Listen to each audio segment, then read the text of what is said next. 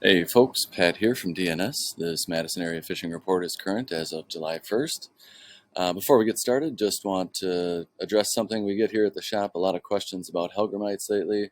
It is generally that time of year. That's been a bit of a struggle. Our main contact for many years here at the shop has retired from collecting hellgrammites. I've talked to a few other people that are supply other shops and hunt hellgrammites, but I haven't heard any good reports of people getting them yet. I have heard about a few smaller bugs being caught, but for now, those insects remain elusive, and hopefully those smaller ones get a little larger here, and we can start getting some in the shop. But stay tuned here to social media, and we'll let you know when we get some in. Other news around town, just wanted to let you know that the city's website here has a thing. Free Lake Access Day is this Saturday, July 2nd, so no permit is needed for any City of Madison boat launches this Saturday, July 2nd. So if you don't have a lake access permit and want to get out, take your boat out for free that day. Another quick thing I wanted to mention was this website here is called roughfish.com. This is a group that promotes fishing for all species of fish. Every June they do a spring fishing contest where it's go out and catch as many species of fish as you can. So it's kind of a cool event. I just wanted to congratulate Max, who is a regular here at the shop, aka Fish Nerd. He won the contest this year. He caught 78 different species of fish in the month of June, which is very impressive. And you can go on their website here and you can see all of Max's catches that he did. Another cool thing they have on their website is this fish species search. You can click on over here on the side, and it brings up a little tool where you can, if you're interested in what kind of fish you caught or want to look something up, you can click by group. So say you caught a sucker, and then where part of the country you caught it in, Midwest, and then size, standard. Then just hit apply over here, and it'll bring up all the different kind of suckers that live in your area of the country. And you can click on, say, blue suckers, and learn all kinds of information about that fish, how to catch them, where they can be found. It's really a neat tool here. Then you can go on the life list entries that folks have entered for these contests and such, and click on different photos of blue suckers. They don't all look the same, so it's kind of a neat tool if you're interested in chasing different species of fish or need help identifying your fish. So check that out, roughfish.com. Get to the report here. Around town, this week has been warm and dry. Looks like a beautiful weekend again. Temps in the mid 80s and dry weather forecasted for the 4th of July weekend here. Should have lots of people out on the lakes. Checked the Monona buoy this morning. The temp was at 74.5 degrees, so those water temps are coming up a little bit, not as fast as they were last week, but coming up nonetheless. I'd say generally around the chain, the fishing's been good. Gills continue to be found on their beds, although those beds are out deeper in 10 feet of water or more. Seems like if you can find any kind of structure or weeds or anything out that deep, you'll probably find fish spawning out that way. Perch on Mendota are generally spawning in the weeds. Still no real defined weed edge to concentrate those fish.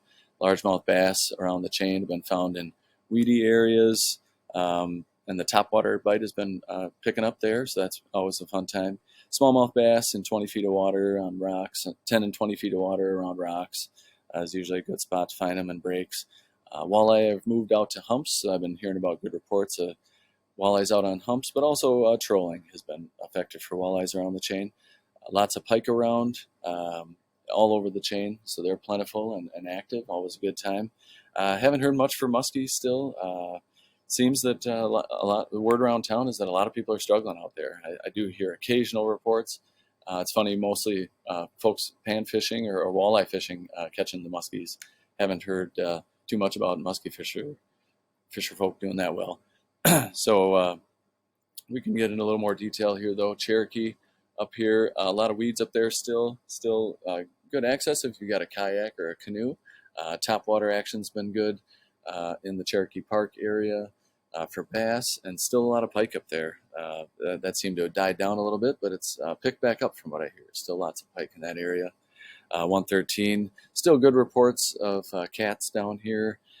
Fish seem to be less concentrated on the north end here and more dispersed in the lake. I have been getting some cool reports of walleyes being caught through here, and some smallmouth bass, and of course some panfish in there too. You really never know what's going to be passing through that area. Um, Around the lake, like I said, perch are up in the weeds, still a little dispersed there, not concentrated on any hard weed edge, but I bet by this week we'll have more of a defined weed edge that will help concentrate those fish. Gills are still spawning out here in the deeper water. 10 feet or 10 plus feet is a good place to start looking for them. Largemouth bass in weedy areas. Heard about a lot of good topwater action. We've got a new frog display up here at the shop, and frogs are just a ton of fun for bass, and pike will grab those too. Lots of pike in the area. Walleye have moved out to humps, Dunn's Bar, Second Point, anywhere you find burley bars, anywhere you find a hump out in the middle of the water, probably going to find some walleyes out there. Lots of pike around. Still in Mendota, they're plentiful, and a lot of them in the 20 to 30 inch range. Have been hearing about walleyes along the city shoreline and smallmouth bass. Actually, just a nice mixed bag along in there, especially along down by the Union and the dorms over here. Some good action down there. So Tenney Park continues to be a great mixed bag in there. Heard about a lot of interesting reports from the Lock and Dam here. Some good perch action. Actually, I've heard about some perch backed up in there, and a lot of bass up and down the river here. So that's, speaking of bass, also where the Yahara dumps out into Monona has been pretty productive. Bluegills spawning out here in Old Brick Park area. Those fish, again, are out deeper. It seems like the shallow fish around the chain, if you were able to find beds, those fish have generally moved on. But the fish out in the deeper water and cooler water are still spawning. Fish on the Monona Terrace wall. I've heard about a ton of tiny bluegills in there, hundreds and thousands of them through there, but no reports of any bigger panfish coming out of there. But they'll show up pretty soon. They like hanging out under that shadow of the terrace wall there. Monona Bay continues to be a small panfish factory, but lots of good action if you got kids. Same thing with Wingra. Haven't heard much for muskie reports out of Wingra, but I'm sure they're still in there. Back out on Monona, I've been hearing about some good panfish reports out here. A little deeper water, 10 to 15 feet out from Olin, Turville Bay, a little bit out of Squaw Bay, rock pile out here. If you can find any kind of structure, small isolated weed beds, or any even kind of a hump or anything, those usually are good places to look at that attract those panfish this time of year.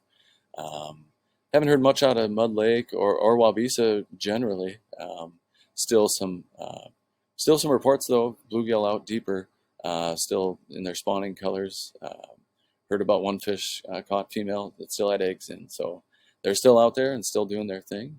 But I've heard about some walleyes trolling out here still in the deeper water, but not too much else around Wabisa. I guess I have heard about some nice largemouths continue to be caught in Babcock Park, and some white bass below the spillway there.